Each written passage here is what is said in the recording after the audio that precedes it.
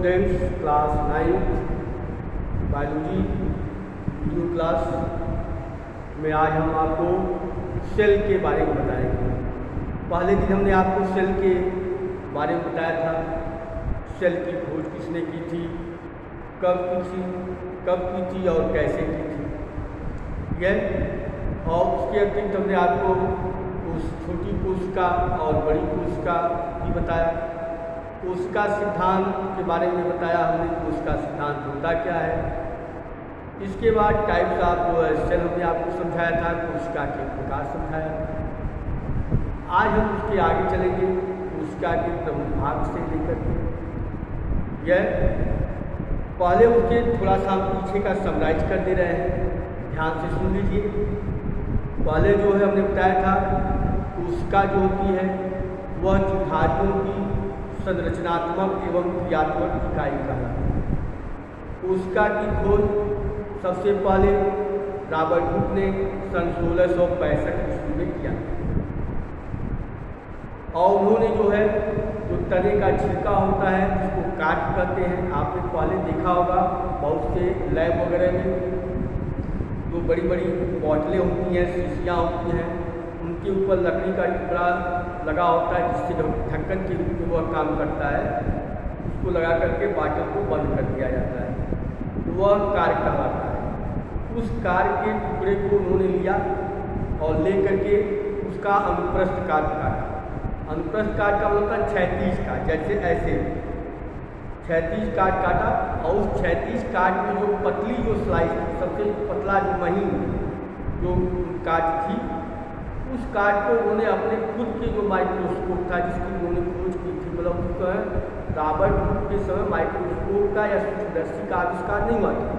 उन्होंने खुद स्वनिर्मित सूक्ष्मदर्शी थी उनकी, और उसी में उसका जो है कार्य के टुकड़े का उन्होंने अध्ययन किया यह। और जब अध्ययन किया उन्होंने देखा छोटे छोटे जो मधुमक्खी के छत्ते के समान जो रचनाएं दिखाई, जो मधुमक्खी के छत्ते के समान जो छोटी छोटी रचना दिखाई देती है, उसी रचना में से एक कोष्ठक को उन्होंने जो है सेल नाम दिया। या आप कहें जो छोटा छोटा कमरा होता है, मधुमक्खी के छत्ते होते हैं, उस छत्ते में आपने देखा होगा छोटे छोटे कमरे दिखाई देते हैं। वो जो छोटे छोटे कमरे होते हैं उन्हीं को उन्होंने एक कमरे को उन्होंने सेल नाम दिया। उन्होंने कहा बताया कि इसी तरह कई छोटी छोटी इकाइयाँ मिलकर के एक नई बड़ी इकाइयों का निर्माण करती हैं। जैसे आप देखते हुए घर है, घर बनाने में ईंट का इस्तेमाल किया जाता है, तो ईंट क्या होती है, एक छोटी हो गई कोशिका हो गई यह, और उसी कोशिका से मिलकर के होता है कई जब ईंटें आपस में मिलती हैं तो एक दीवार का निर्माण हो जाता है यह। और जब दीवार का निर्माण होता है तो वह दीवार जब चारों ओर से जोड़ दी जाती है तो वह एक घर बन जाता है, छत लग जाता है तो घर बन जाता है। तो उन्होंने बताया कि मतलब जो है उन्होंने रॉबर्ट हुक ने ये सिद्ध करने की कोशिश की कि एक ईंट जो होती है वह कोशिका होती है, और ईंटों का जो समूह होता है, जो दीवार जो बन जाती है उसको हम ऊतक कहते हैं, या कहें दूसरे में कि कोशिकाओं के समूह को ऊतक कहते हैं। जो दीवार बन गई, अब ऊतक से होगा मतलब एक दीवार बनी, उसी तरह चारों तरफ दीवार बन जाती है। तो ऊतक से फिर क्या होता है कि होते हैं अंग तंत्र का निर्माण होता है, सिस्टम का निर्माण, मतलब पूरे घर का निर्माण हो जाता है। और जैसे ही पूरे घर का निर्माण होता है उसके बाद क्या होता है, अंग का निर्माण होता है, और अंग से जब छत लग जाता है तो घर का निर्माण कर लेता है। उसी तरह जब होता है जब अंग का निर्माण होता है तो उससे एक जीव का निर्माण हो जाता है। तो उन्होंने समझाया था, बताया था कि कोशिका जो थी वह जीव जो है संरचनात्मक और क्रियात्मक इकाई कहलाती है, ठीक। और वो रॉबर्ट हुक ने इसकी खोज कर दी। तो कहने का मतलब हमारे एक बार रॉबर्ट हुक ने सन 1665 ईस्वी में कार्य के टुकड़े को लेकर के उसका अनुप्रस्थ काट काटा, और अनुप्रस्थ काट काटने के बाद स्वनिर्मित सूक्ष्मदर्शी की सहायता से उसको देखा, और देखने के बाद उसको छोटे छोटे इस तरह जो है बॉक्स के आकार की रचनाएं होती है दिखाई दी, इस तरह आकार की रचनाएं उसको दिखाई दी। ये जो आकार की रचनाएं दिखाई दी इसी को उन्होंने क्या नाम दिया, वो है सेल नाम दिया। इस तरह छोटे छोटे जो बॉक्स होते हैं वह बनते थे और उसको उन्होंने सेल नाम दिया। ये होता है सेल कहलाता है। और सेल कोशिका की जो उत्पत्ति है वह सेल्युला नामक शब्द से हुई है। सेल्युला नामक शब्द से कोशिका शब्द क्या है? ये भी याद रखिएगा, आपसे क्वेश्चन पूछा है जाता है कि सेल की उत्पत्ति किस शब्द से हुई, तो सेल्युला नामक शब्द से हुई। जैसे ये क्वेश्चन क्वेश्चन कहा गया, उसी तरह कई छोटी छोटी इकाइयाँ मिल करके जो होती है मधुमक्खी के छत्ते का निर्माण करती हैं। उसी तरह जितने भी जुझारी होते हैं, प्रत्येक जुझारियों के शरीर में लाखों अरबों कोशिकाएँ क्या करती है? भाग। ठीक है, और जो होता है इस तरह कोशिका की खोज हो गई। अब इसके बाद इसमें छोटी और बड़ी कोशिका हमने आपको पीछे समझाया था। जो छोटी कोशिका होती है वो माइक्रोप्लाज्मा कहलाती है। जो छोटी कोशिका होती है उसको हम क्या करते हैं? छोटी जो कोशिका होती है उसको माइक्रोप्लाज्मा कहा जाता है। छोटी कोशिका माइक्रोप्लाज्मा कहलाती है। माइक्रोप्लाज्मा या इसी को हम येलो करते हैं। ये मतलब सबसे छोटी कोशिका जो कि जंतुओं में सबसे छोटी कोशिका जो है माइक्रोप्लाज्मा कहलाती है या येलो कहलाती है। अब येलो का जो दूसरा नाम क्या होता है? न्यूमोनिया। न्यूमोनिया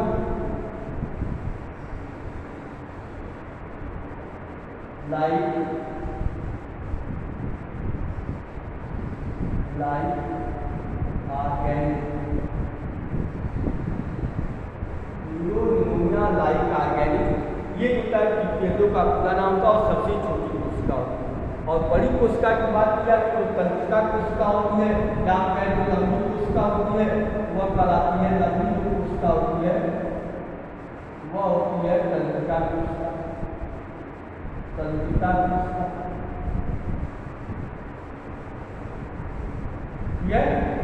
ये लंबी कोशिका होती है।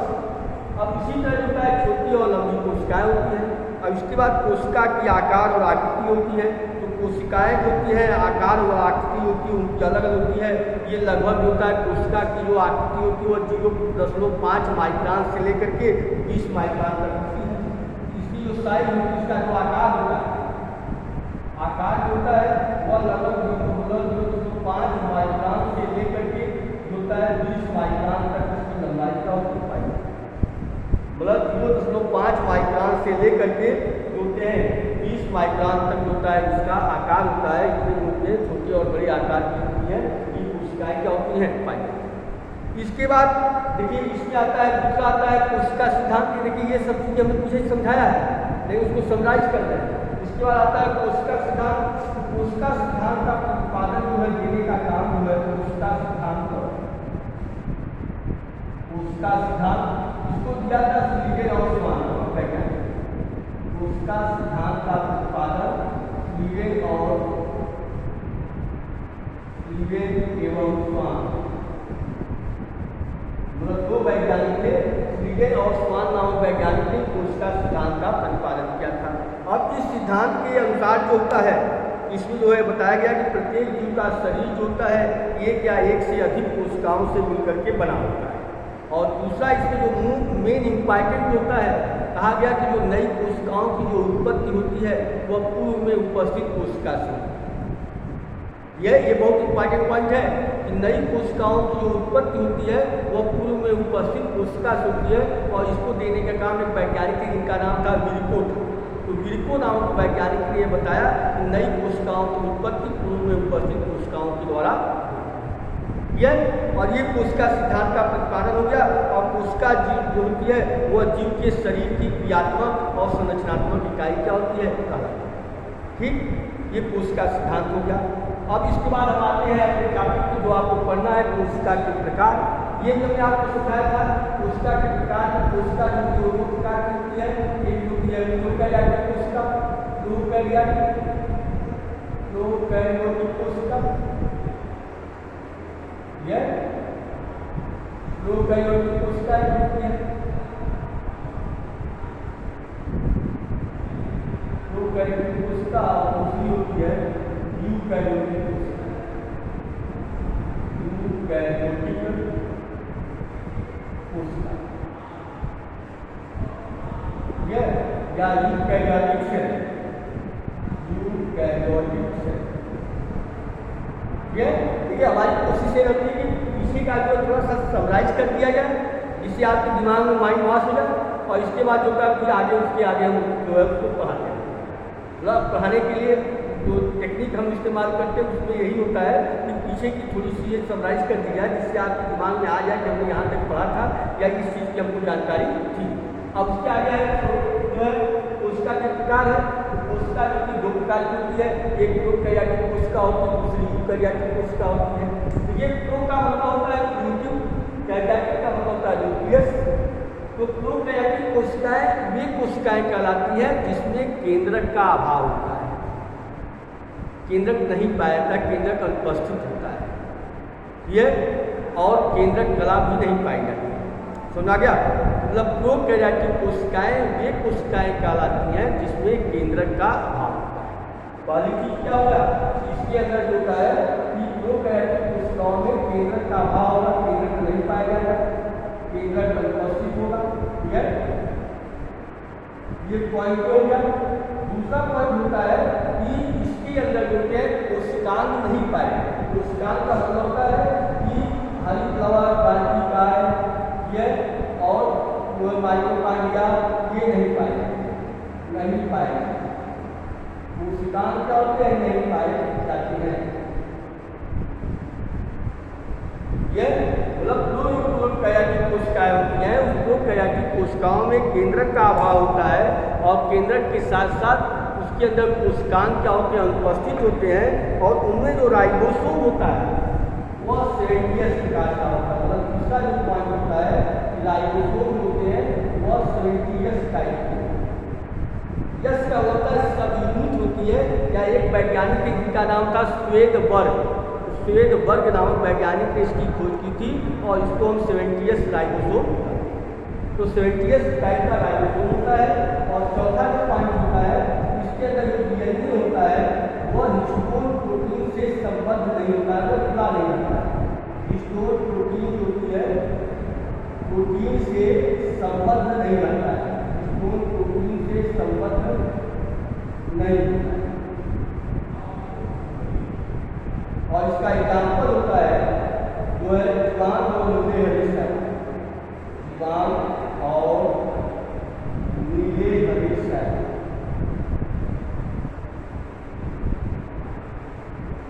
जीवान और नीले हरे सेल क्या है, इसकी एग्जाम्पल एक बार फिर सुन लीजिए, समझ लीजिए।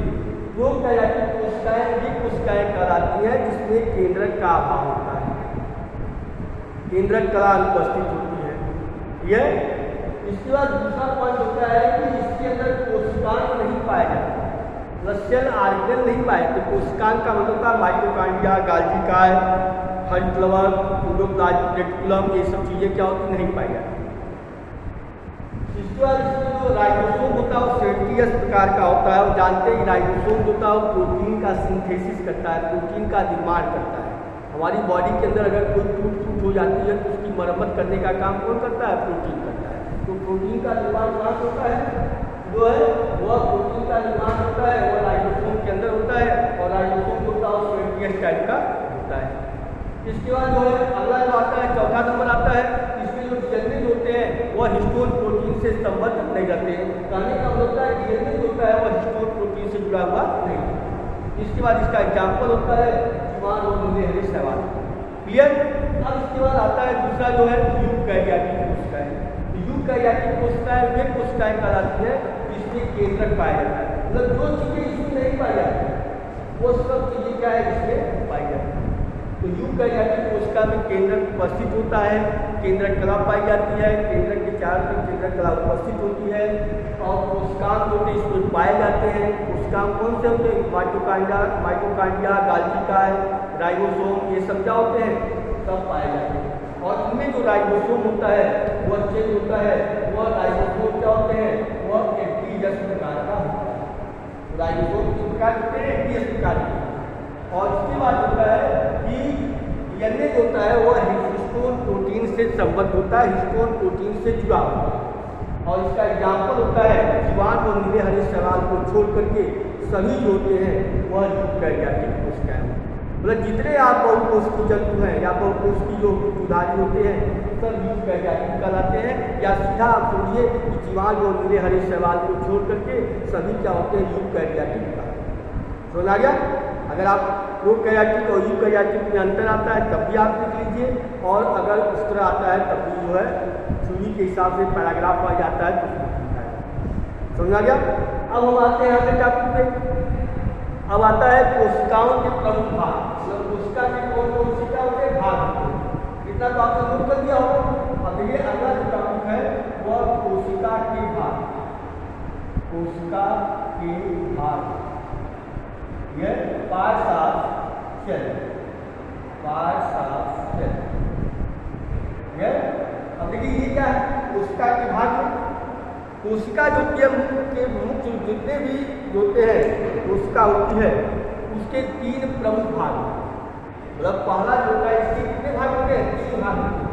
पहला होता है कोशिका भित्ति होती है, कोशिका भित्ति, यह जिसको हम सेल वॉल करते हैं। दूसरा होता है जीवद्रव्य होता है, यह जीवद्रव्य है। तीसरा क्या है, मृत्तिका है।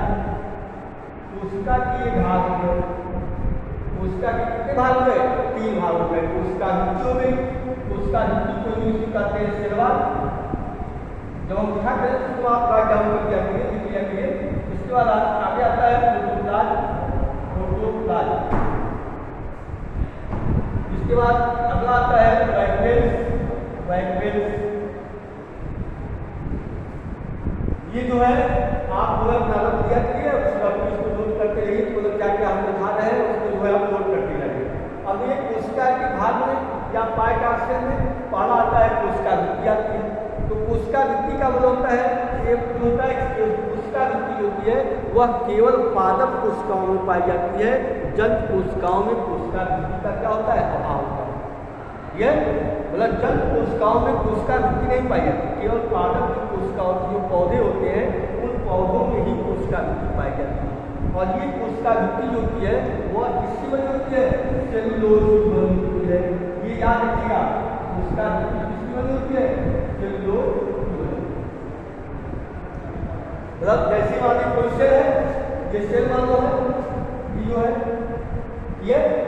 ये सेल जो होती है इसके बाहर का जो लेयर होती है ये क्या कहलाती है, ये जो होती है कोशिका भित्ति हो गई, कोशिका भित्ति। इसको हम सेल वॉल करते हैं। तो आउटर जो बाउंड्री होती है, जो आउटर मेम्ब्रेन होती है प्लांट के अंदर, वह हम लोग कोशिका भित्ति करते हैं। और ये सेलुलोज के द्वारा क्या होती है, बनी। और ये केवल पौधों में पाई जाती है, जंतुओं में इसका क्या होता है, अभाव। अब कोशिका भित्ति के अंदर होता है, मतलब ये बाहर हो गई, इसके अंदर एक लेयर होती है जिसको हम कोशिका कला कहते हैं। तो कोशिका कला जो होती है वह पादप और जंतु दोनों में पाई जाती है। मतलब ये होता है अंदर की जो मेम्ब्रेन होती है, जो अंदर एक मेम्ब्रेन होती है, इसको हम क्या कहते हैं, कोशिका कला करते हैं। इसको हम आपको बाद किस टाइप के बताएंगे आपको, ये कहलाती है कोशिका कला कहलाती है, या इसको हम कहते हैं प्लाज्मा मेम्ब्रेन करते हैं, या इसी को कोशिका झिल्ली भी कहते हैं। कोशिका कला कहलाती है या प्लाज्मा मेम्ब्रेन कहलाती है, या इसी को जीवद्रव्य कहलाती है। और ये जो है कोशिका भित्ति के नीचे पाई जाती है। पादप कोशिका में कोशिका भित्ति ऊपर पाई जाती है, उसके नीचे कोशिका कला पाई जाती है। जबकि जंतुओं में कोशिका भित्ति नहीं पाई जाती है, इसलिए उसके अंदर कोशिका कला नहीं पाई जाती है। और कोशिका कला जो होती है, प्लाज्मा जो झिल्ली होती है, वह लिपिड और प्रोटीन की बनी होती है, या लाइपोप्रोटीन की दोहरी झिल्ली बनी होती है। यह लिपिड और प्रोटीन की ये झिल्ली क्या होती है, पाई जाती है। अब इस कोशिका कला के अंदर जो होता है, अगला जो आता है ये कोशिका भित्ति हो गई। हमने अभी बताया, आपको स्पष्ट बता दिया कि कोशिका भित्ति होती है केवल पौधों में पाई जाती है, जंतुओं में नहीं पाई जाती है। और कोशिका भित्ति जो होती है सेलुलोज की बनी होती है। ये कोशिका भित्ति किसकी बनी होती है, सेलुलोज की बनी होती है। और ये होता है कि कोई भी कोशिका होती है उसके बाहर की जो मेम्ब्रेन होती है वह कोशिका भित्ति कहलाती है। और कोशिका भित्ति के ठीक नीचे जो होता है लेयर पाई जाती है जिसको हम कोशिका कला कहते हैं। तो कोशिका कला केवल जंतुओं में पाई जाती है, और मतलब जंतु और पादप दोनों में पाई जाती है। जबकि कोशिका भित्ति केवल पौधों में पाई जाती है, जंतुओं में नहीं पाई जाती है। और कोशिका भित्ति जो होती है वो लिपिड और प्रोटीन की बनी होती है, जिसको हम लाइपोप्रोटीन कहते हैं। यह लाइपोप्रोटीन की ये बनी होती है। अब अगला आता है कि जीवद्रव्य होता है। जीवद्रव्य जो होता है कि कोशिका के अंदर वो उपस्थित जो जीवित पदार्थ होता है, कोशिका के अंदर उपस्थित जो समस्त जीवित पदार्थ होते हैं उसको जीवद्रव्य कहते हैं। और हक्सले ने बताया था, हक्सले साइंटिस्ट थे, मतलब कोशिका के अंदर उपस्थित जितने भी तरल पदार्थ होते हैं वह होता है जीवद्रव्य कहलाता है। और जीवद्रव्य को एक वैज्ञानिक के जिन्होंने का नाम था हक्सले ने कहा था जीवद्रव्य होता है और जीवन की भौतिक इकाई कहलाती है। तो जीवन की भौतिक इकाई मानने का काम किसने किया था? हक्सले नामक वैज्ञानिक ने किया था। और जीवद्रव्य में जल, अकार्बनिक पदार्थ आदि होते हैं पाए जाते हैं। मतलब जल होता है, इसमें जो होता है जीवद्रव्य के अंदर 90% जल होते हैं और 10% जो होते हैं कार्बनिक और अकार्बनिक पदार्थ क्या होते हैं इनके अंदर पाए जाते हैं। इसके बाद होता है जीवद्रव्य के जो होते हैं दो भाग होते हैं, कोशिका द्रव्य होता है और केंद्रक होता है। मतलब जीवद्रव्य के क्या होते हैं? दो भाग होते हैं। अब मान लीजिए पूरा भाग जीवद्रव्य कहलाता है और इसके अंदर जो होता है ये केंद्रक होता है। और केंद्रक के बाहर का जो भाग होता है वह होता है कोशिका द्रव्य कहलाता है। मतलब जीवद्रव्य के दो भाग होते हैं। उसके मतलब जीवद्रव्य के कितने भाग होते हैं? दो भाग। ठीक, एक होता है कोशिका द्रव्य, एक होता है कोशिका द्रव्य साइटोप्लाज्म और दूसरा होता है केंद्रक। ठीक है, अगर आपसे पूछता कोई है जीवद्रव्य होता है कोशिका द्रव्य में क्या अंतर है?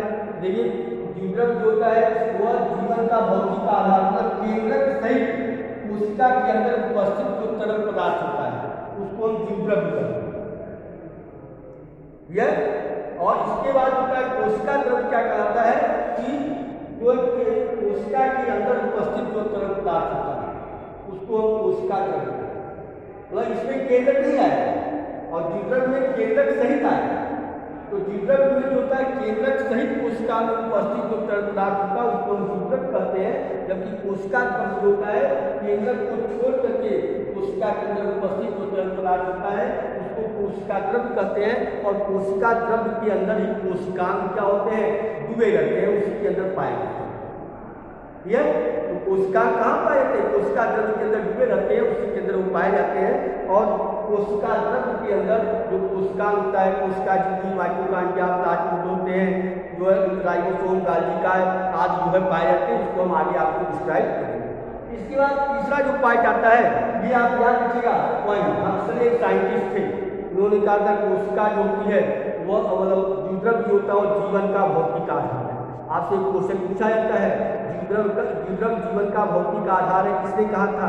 तो हक्सले नामक वैज्ञानिक ने कहा था जीवद्रव्य जो होता है वो जीवन का भौतिक आधार माना जाता है। इसके बाद देखिए इसमें अगला आता है रिक्तिका। रिक्तिका जो कि वह पादप कोशिकाओं में पाई जाती है, मतलब जंतुओं में भी पाई जाती है।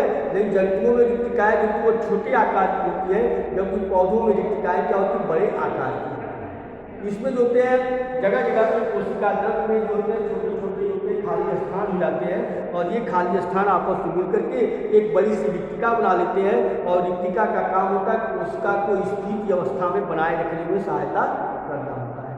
तो कोशिका को स्थित अवस्था में बनाए रखने में जो कि ये क्या करती है? सहायता करती है।